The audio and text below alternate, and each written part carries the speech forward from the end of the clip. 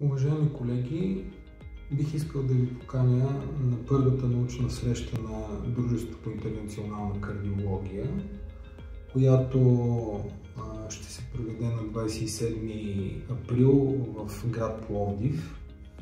Целта на научната среща е да даде едно обобщение на научните данни, с които разполагаме по определени проблеми в нашата специалност, тъй като, както всички знаете, тя е една от най-бързо развиващите се в медицината и нещата се променят буквално на всеки 6 месеца.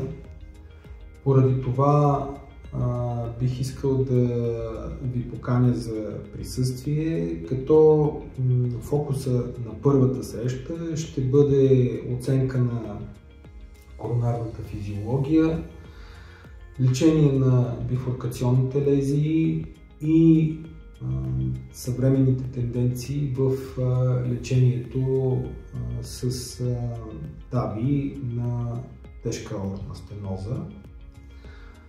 Ще представим актуалните препоръки, проучвания и начини за лечение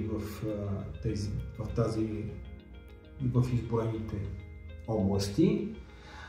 Смятам, че ще е доста полезно и за специализантите, тъй като ще придобият една обобщена представа за съответно всяка една от основните теми на срещата. Надяваме се тази научна среща да стане рутинна, за да можем актуално в реално време всяка година да си актуализираме знанията, уменията и да поддържаме високото ниво, което е достигнала нашата специалност до момента.